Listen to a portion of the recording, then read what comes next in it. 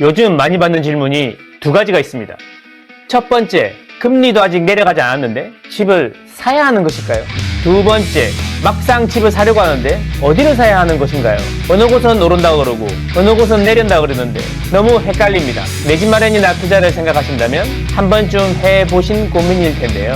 오늘은 여기에 대한 답을 드리려고 합니다. 집은 언제 사야 하고 어디에 사야 하는지 데이터에 근거해서 답을 얻으실 수 있을 겁니다. 지금 시작합니다. 아파트는 망고쌤. 제가 강조드리는 게 있죠. 집값은 왜 움직이는가? 집값은 왜 오르고 내리는가?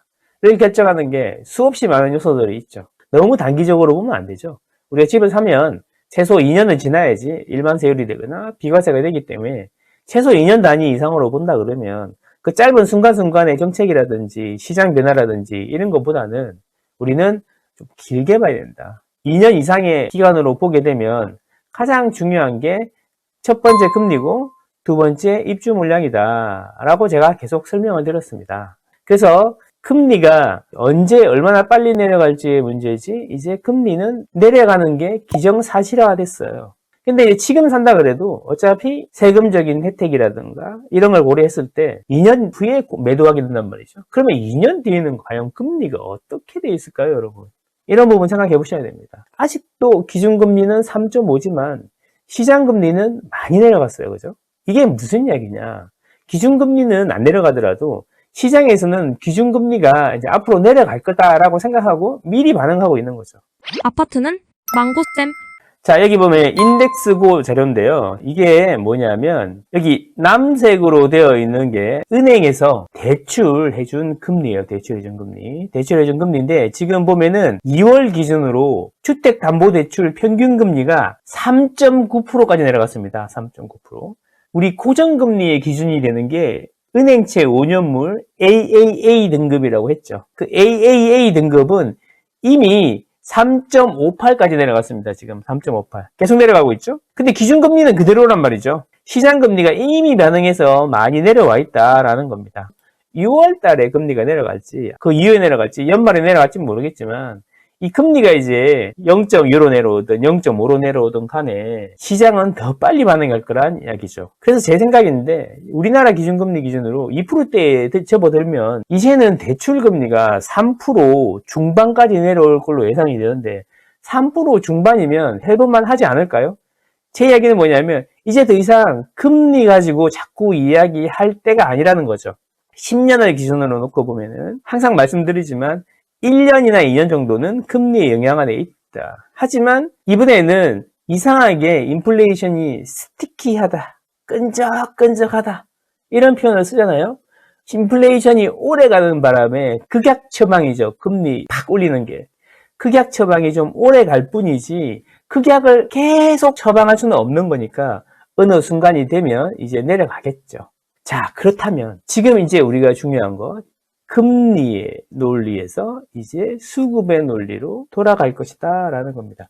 금리가 내려간다고 모두가 내려가지 않을 거라는 거죠. 이제는 수급을 봐야 될 때가 되었다. 왜? 지금 사도 2년 뒤니까. 그러면 수급의 입장에서 볼 때 전국의 모든 지역이 똑같냐 이거죠.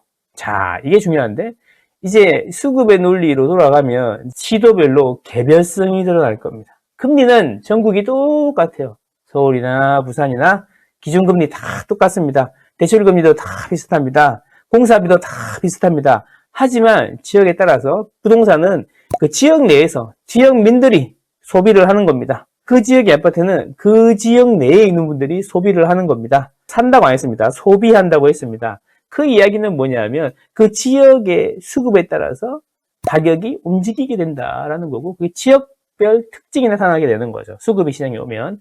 자, 그러면 우리는 이런 센스를 얻을 수가 있는 거죠. 아, 이제 금리가 평상시 수준으로 내려가겠구나. 그렇다면 이제 수급 회장이 올 거니까 지역별 수급을 따져가지고 접근을 하는 게 현명한 거겠구나 라는 판단을 할 수가 있습니다. 구독, 좋아요, 구독, 좋아요. 자, 이게 뭐냐면 이게 2023년이고 작년이고요. 이게 올해고요. 이게 내년이고 후내년이에요. 후내년인데 여기 시도별로 쭉 이름을 써놓고 그 2023년에 시도별로 입주 물량, 자, 4년의 입주 물량, 흰색. 자, 5년, 6년 이렇게 되고요.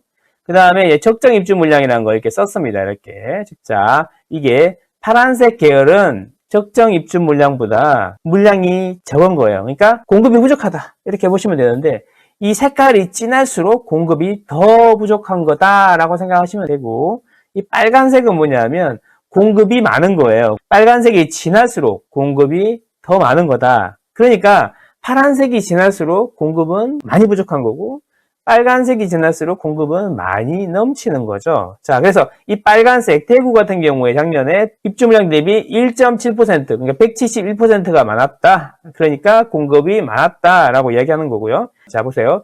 2023년도 많았는데 2024년은 보면은 전체적으로 공급 물량이 많다라는 거죠.